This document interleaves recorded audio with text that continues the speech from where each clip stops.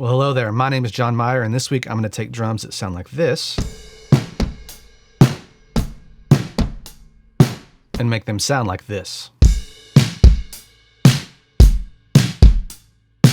In my previous video, I demonstrated how I would record myself playing the drums. Usually I try to bring in somebody else, but sometimes I've just got to do it myself. And even though my background is not in drumming, I've kind of learned a few things along the way, enough to make a passable recording. So if you missed that video, go check it out. I talk about the microphones that I used, how I placed them, the kit that I actually recorded. In the previous video, I talked about how I didn't use outboard gear because it was just too difficult going back and forth trying to make EQ and compression adjustments.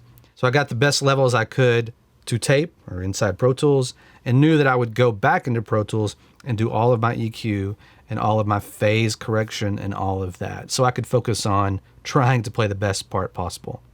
I'm going to go ahead and deactivate these plugins. The first thing I would do is listen. What I've immediately noticed is that the drums sound very flat. Now we've got overheads. I did not use rooms. I described that last time. I'm in a big open space in the entryway of my house, so I thought I could get away with just my overheads and not rooms. And because of the track that I was recording for, I didn't think it required that. Now that brings up another point. What I'm doing today is I'm mixing the drums without the song. So I would make different decisions if the song required me to make different decisions. But basically today, I'm gonna treat this as if I might make samples out of these drums. So I'm going to EQ them part of the way, but I always wanna leave room to brighten up that kick drum or get more attack on that kick or brighten up the snare in the context of the mix that I'm in. So these decisions that I make today will be to get a good all-around drum sound that matches this kit and fits just kind of a standard context. First thing I'm going to do is start with the overheads. When I mic'd up the overheads, I used a technique that tries to get the snare in the center of the image. So it looks a little funny where one mic is higher than the other, but the goal is to get that snare right in the center. So I made volume adjustments on the preamps to make sure that worked as well. And now I'm going to listen to those sounds.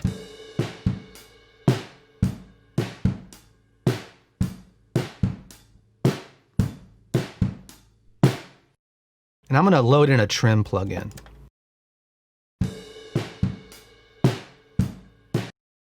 I'm going to turn this guy off so I can just flip the phase on one side instead of both.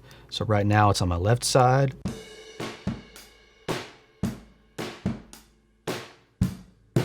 And when you're listening for phase between two instruments, focus on the low end. That's where you're going to see the most difference. And also, if it's out of phase, it feels like your head is just being twisted around. It's a horrible sound.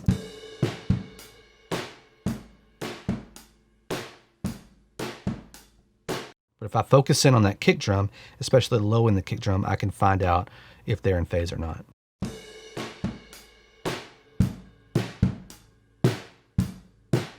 You often have to make the choice. Do I want the snare to be in the center or the kick to be in the center?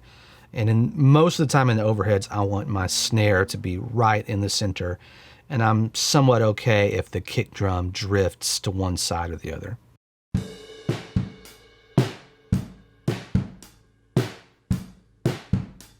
Once I verify that my overheads are the way they need to be, then I'm going to add my snare into that.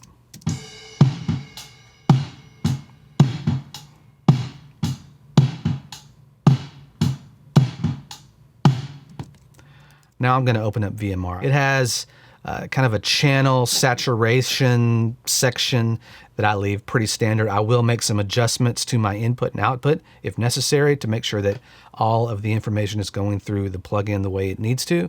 And then I have some EQ adjustments.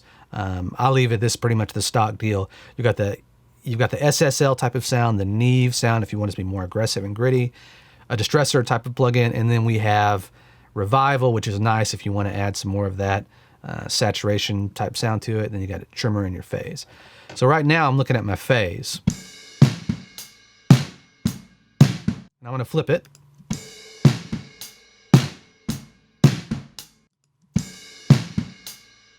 Again, listen to the low end of the snare drum.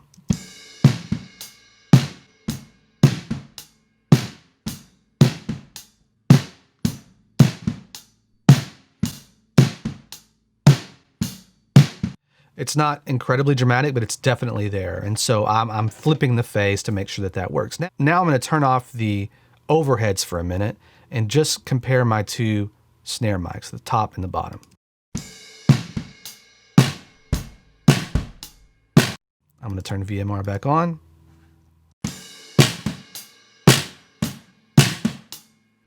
I have it flipped. It seems to sound better that way, so we'll bring it down, level that out. Now, I'm going to go back here in a second and show you what I've done EQ-wise, but I'm going to leave them on for now. Now I'm just primarily demonstrating phase. So we're in pretty good shape there. Now I'm going to leave the overheads on, and now I'm going to go to my kick drum. And I'm going to turn VMR back on.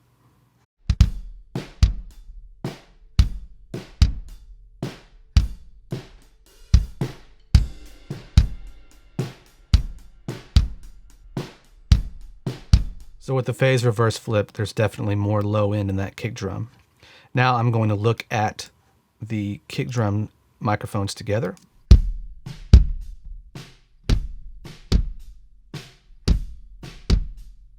That's definitely out of phase there. So now I should be in fairly good shape with my kick and my snare.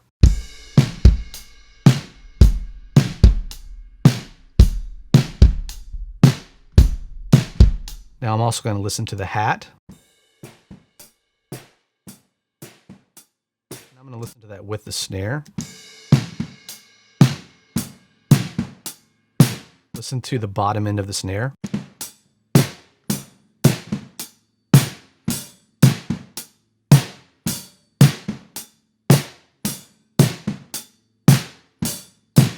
I'm not going to have my hi-hat mic that loud ever, but it's still cutting out some of those frequencies even at a lower volume.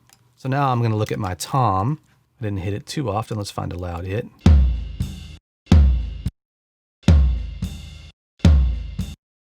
There's just a little bit more of that low end energy when I flip it.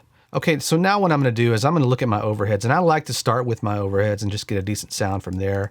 You can get yourself in trouble if you start thinking about, let's get the kick drum sounding good, let's get the snare sounding good, let's get the overhead sounding good in the rooms. To me, it's all one thing. So I'm constantly going back and forth between the overall big picture of what the drums need to sound like and also the close mics and how I can manipulate those. So with my overheads, I'm going to turn this on and I'm going to show you what I've done. Except for the trim, I'm going to leave that the way it is. I'm going to turn off these individual. All right, now let's look at my SSL EQ.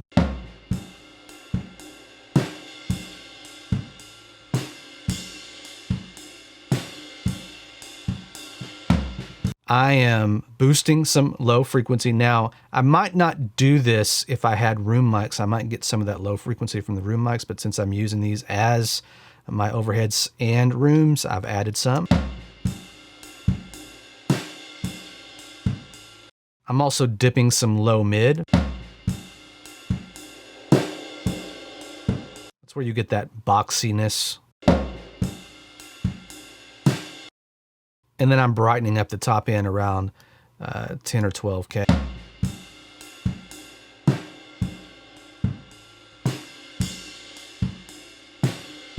Now I've gone on to this Neve style plugin. I'm doing pretty much the same thing. I'm adding some top end. I don't know what frequency this is.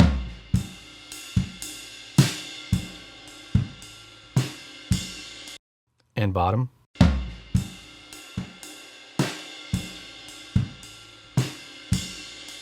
Now I loaded in a preset. Don't be afraid to load in presets and see where that takes you.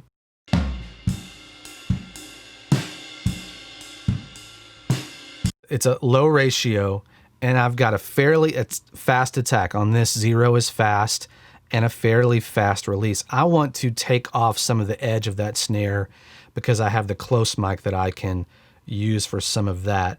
I don't want my overheads being super dynamic.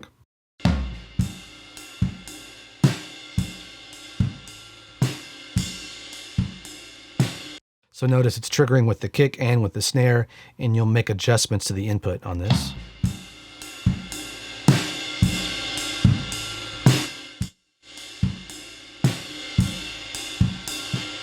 When you start driving that, you get those cymbals real washy. And for this instance, I don't want that sound. But as I raise this up, I would lower this.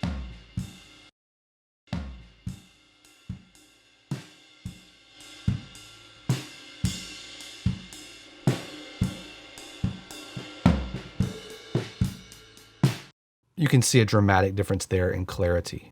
I've also added this revival plugin.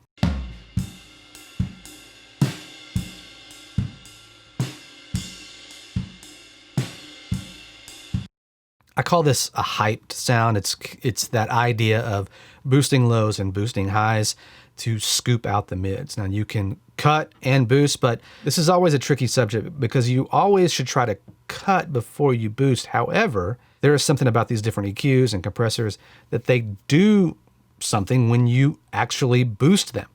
They add a character to the sound. So I like to look at EQing and compression in correcting and then creative. So correcting might be more in my SSL world where I'm kind of cutting out some of those low mids, whereas the creative is adding these plugins that have a sound to them. You can't boost this as much as you can this without noticing. Now, all of these are different and these are all preference, but that's the way that I like to go about it. But here's before and after with everything.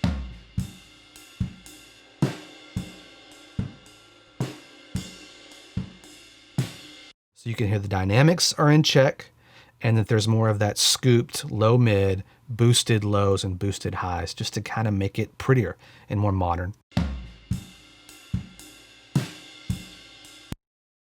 All right, so let's look at the snare drum. Right off the bat, the first thing that I want to do with my close mics is I tried my best to do some of this with mic placement. I put the snare mic underneath the hi-hat so that you can reject the hi-hat as much as possible. But listen.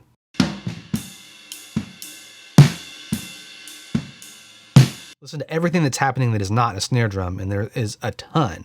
And so if I get aggressive, let me go ahead and just bypass this for now.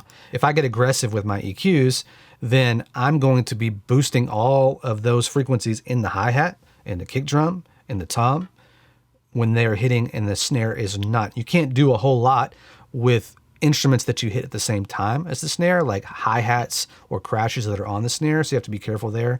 Sometimes sound replacing in a big song works in those scenarios. But for what I'm going to try to do is, remember, close mics are not natural, so you don't have to treat them natural. I'm going to gate these close mics. So this is what it sounds like with the gate.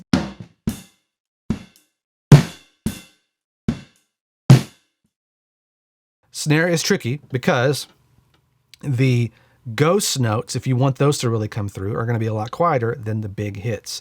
So you can automate your gate, or you can just let those ghost notes kind of go away. I mean, I don't recommend that, but this is how I would go about setting up a gate, and I'm using the standard DigiDesign gate. I turn this guy on here, which allows me to hear this little sidechain EQ section.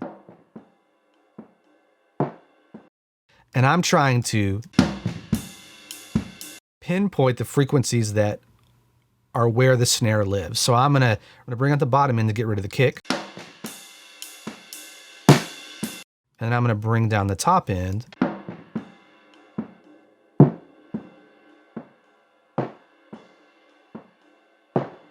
Trying to get to where the loudest instrument is the snare drum. So now this is affecting everything that's happening down here. And I'm listening to it now, but I don't want that. So I'm gonna unmute this.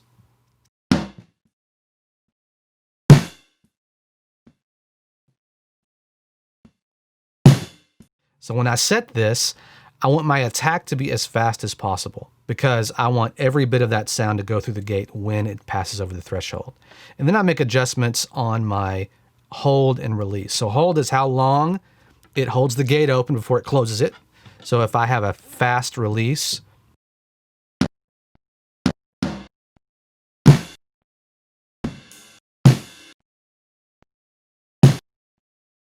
Now, so I want it to stay open for the body of the drum, and then I want it to release.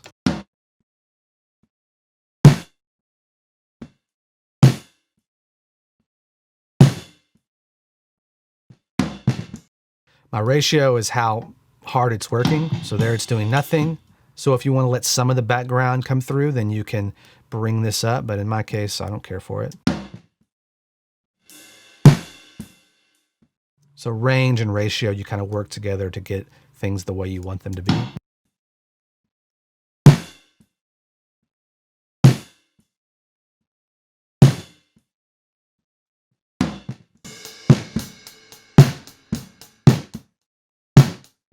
So that helps a ton.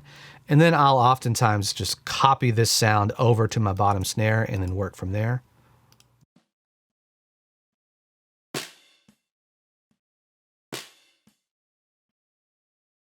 Same thing with my kick drum. In this case, when I engage, I can bring this high pass filter all the way down to 130 hertz. That way nothing else is going to trigger it.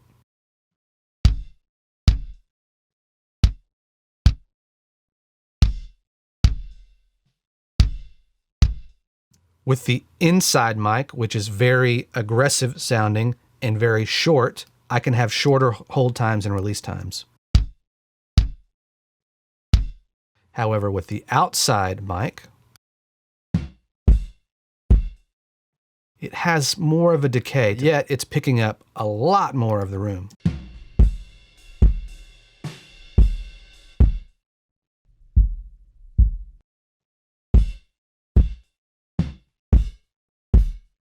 It's important that your drummer is consistent. If they're supposed to be consistent, if it's supposed to be the same velocity of a hit every time, because if not, some are going to fall underneath the threshold and then they'll just disappear. So you got to be very aware of that. That's a pretty rookie mistake when you lose a kick drummer or lose a snare in the mix. Okay, let's look at the kick drum while we're here. And I'm going to open VMR back up. And I'm going to mute these, except for the trim. On my inside mic, I didn't even do anything with the SSL. Looks like I lowered my input some. You can turn this link button off and bring that down. The majority of what I did to this inside kick drum occurs in this Neve style plugin. I'm cutting a ton of around 360 hertz.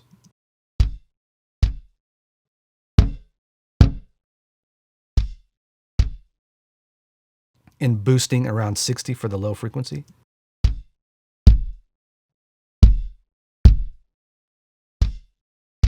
I could probably add more than this, but I'm not, because I'm sure that you'll see here in a second that I'm getting a lot of that from the outside mic. And then you get the snap and the attack of the drum, 3 to 4 to 5K.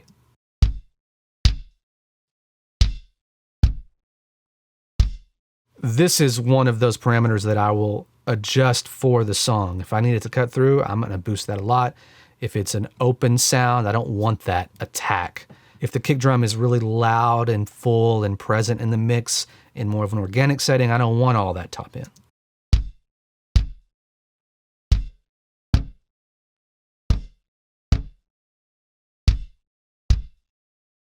Now I have this compressor here. This time I have a slow attack because I want the attack to pass through the compressor before. I don't want to take off the edge of that drum, and a quick release. That's your standard. If you want to maintain the snap of an instrument, you're going to want slow attack and fast release. And I have a ratio of around 3 to 1.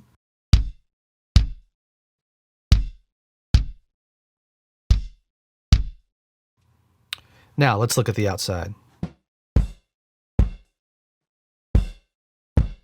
So with the SSL style, boosting quite a bit of 50 to 60 hertz there.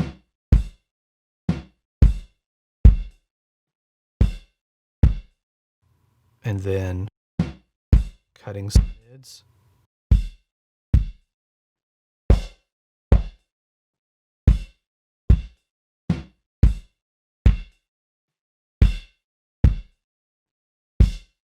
And I'm doing even more of that on this plugin.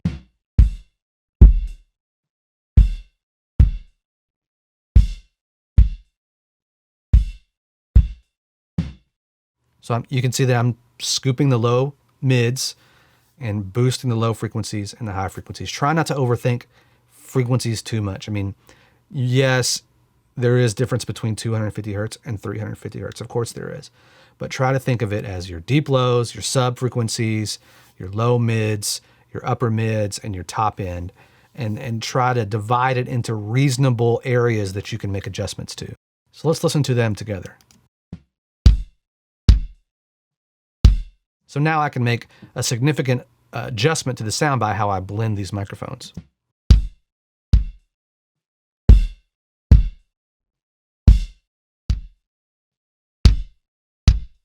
For a rock song, I could bring up the inside mic. For a more organic tune, I could bring up the outside.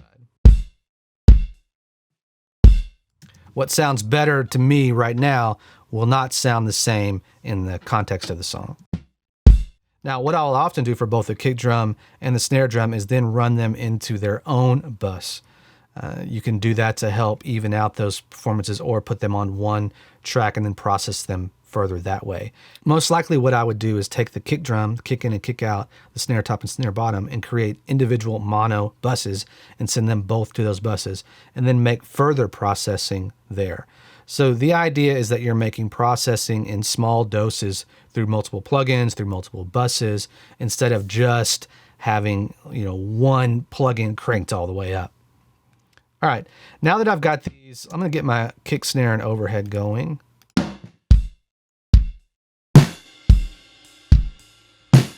And I'm gonna start building just kind of a basic mix.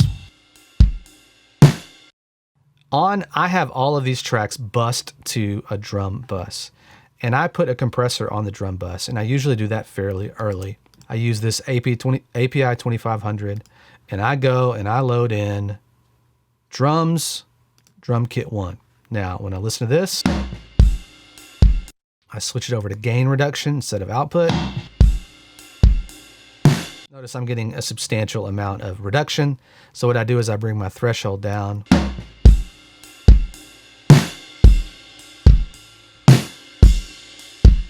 And then there's a ton of gain compensation built in already, so I bring this back a little bit lower.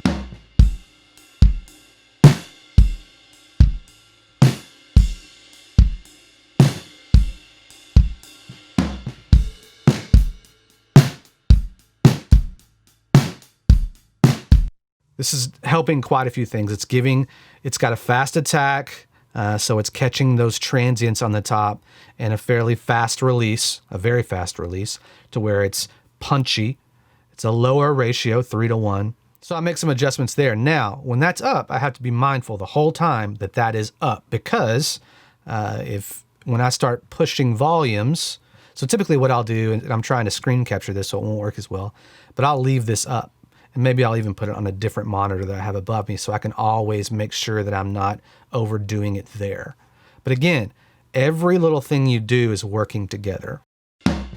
I also have this black box analog saturation plugin that a friend turned me on to. I have a drum bus setting on it.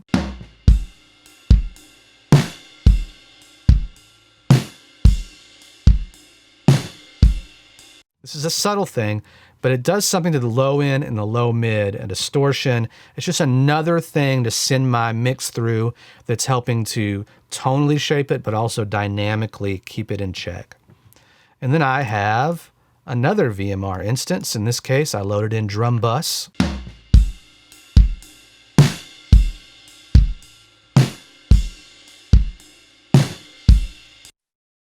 Notice I'm scooping some low mids again. There may be a subtle top end boost here.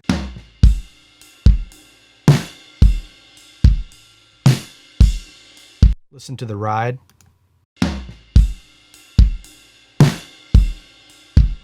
It's just helping the process of opening up the sound of the drums. Again, more scooping. All right, now we'll leave that up, and let's go look at my tom.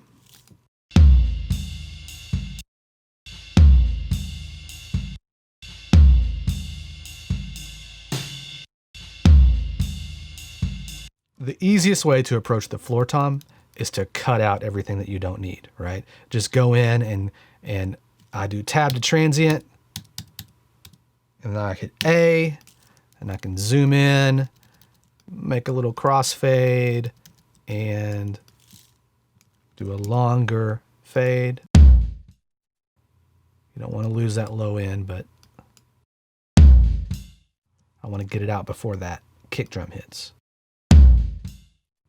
That's one way to do it. Here's a trick that I learned. So let me see if I can find a tom that goes into a crash. Let's take this section right here. And then what I'm going to do is I'm going to grab right where that crash hits, which is right here. Now I'm going to separate that, and I'm going to go and add in an EQ. Let's take a fab filter, and I'm going to use Audio Suite because I'm going to print right to it. I'm going to put a filter on it.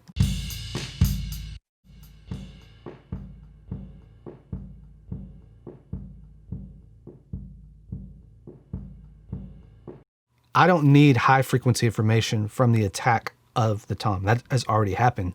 But I might want some of that low frequency information from the tom. Now, these are a fairly flat sounding, kind of that folk rock vibe. It doesn't have that boom. But if it did, then I could go in here and process this.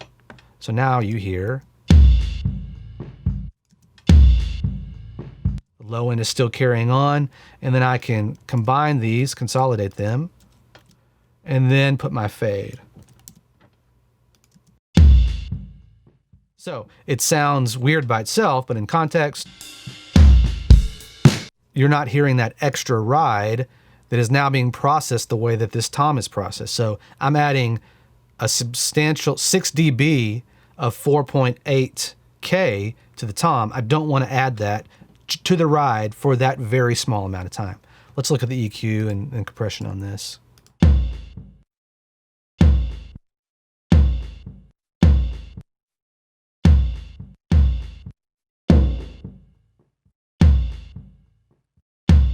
Rolling off some of the bottom end, the ultra bottom end, 48 hertz and below. If you can roll off bottom end on anything, roll it off. And I haven't talked as much about the high pass filters as I should. High pass filters? Yes, I always get confused. And roll off the top end if possible. I was told by a mastering engineer a long time that I boosted some frequencies on a hi-hat or whatever, and it boosted those all the way up to frequencies that I couldn't hear. And so he recommended that I put a filter on the top as well.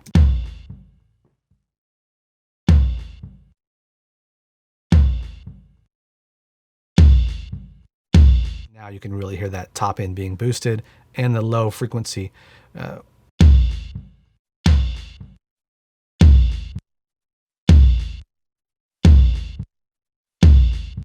It can be tricky to find the best low frequency, but just kind of work your way around. It's going to be somewhere in the 100 to 200 hertz. And notice I'm cutting, so I'm doing the surgical, the corrective EQ, and I'm doing my creative EQ here. Now, in this instance, I want the attack to go through. I'm hitting it pretty hard. And then I can adjust my release to get that sustain.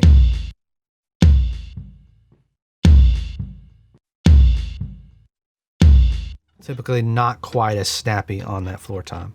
And now I have some thickness here. Just adding that extra bulk to the bottom end. Now with the hi-hat, looks like I have a gate on it as well, most likely for those times when the ride is playing or something else is playing.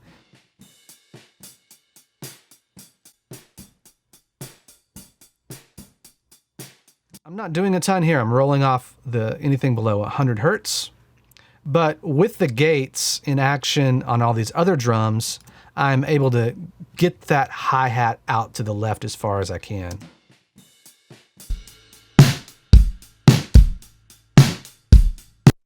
Without the gates, then you're going to hear so much of the snare. Let me turn this back on.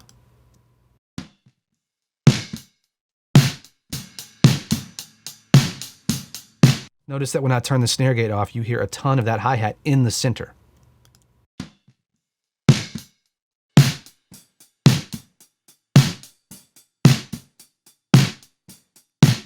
You hear the hi-hat, and then you hear it come to the center when the snare hits. But I'm okay with that because it kind of helps brighten up the snare drum. But if I mute this,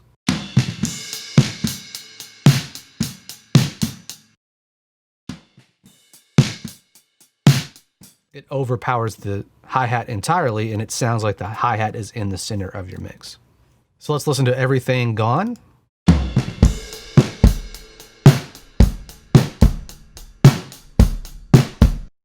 And everything back.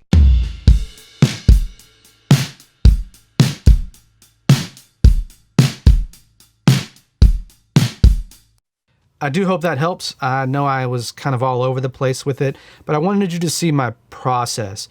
Check phase, make sure everything is lined up, get basic mix, work on the gates to get rid of everything that you don't need.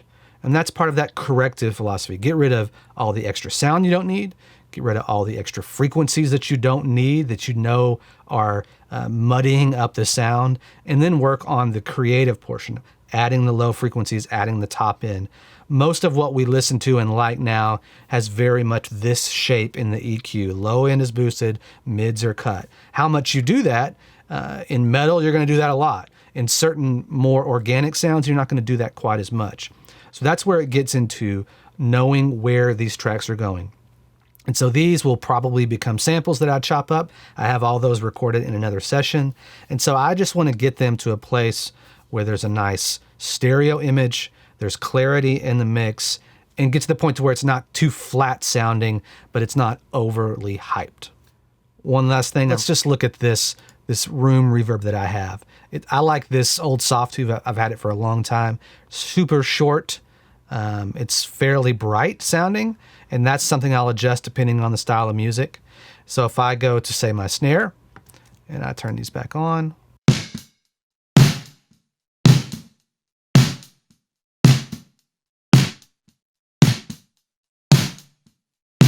again, this is something I would do in the context of the song. I'm not gonna go for a huge, big reverb like, for instance, here's a plate.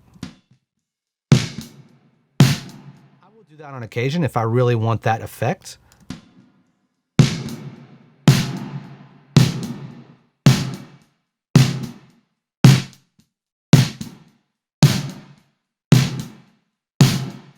A lot of this has to do with the speed of the song. You can get your reverbs to kind of feel like they are part of the tune. You can make those adjustments there. And also, don't be afraid to add it to your overheads. Add in subtle amounts to each drum, and you can make your drums sound like they are in the same space together.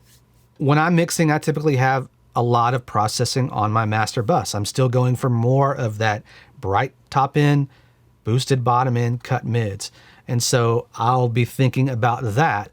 So by the time that my drums are done, they've gone through master compressor, limiter, they've gone through bus compression, they've gone through individual compression. They're probably compressed to tape, but it's in subtle amounts. EQ in subtle amounts so that when it all adds together, you get something that's pretty nice. And if you take it all away step by step, your mix starts to fall apart. I do hope this is helpful. Please go back and check out my previous video. It'll help this all make more sense. And I would appreciate it if you would subscribe and look for more videos very soon. Take care.